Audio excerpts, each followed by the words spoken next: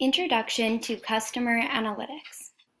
As a marketer, you want to be able to deliver the right message to the right customer. Using customer analytics, our goal is to be able to predict and therefore influence the behavior of individual customers.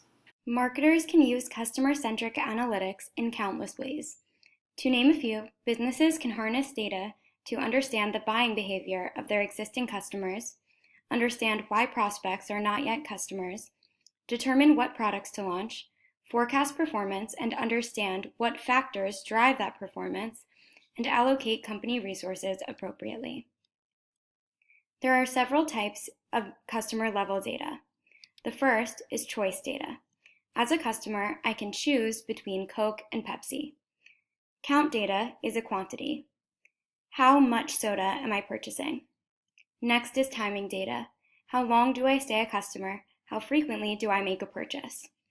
Multivariate data combines other types of data.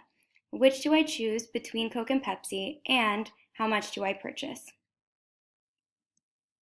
For a refresher on regression, Y is our prediction, and it is based on a set of predictors x1, x2 through xk. Since the impact of each factor is an estimation, we have an error term, which is the difference between the predicted y and y hat, or the observed value. However, linear regression assumes that the data follows a normal distribution. But customer-level data, that is, choice data, count data, timing data, does not necessarily follow a normal distribution. In these cases, we can use other statistical tools such as something called the likelihood function. Just like with linear regression, we start by building a model that is based off the data that we observe.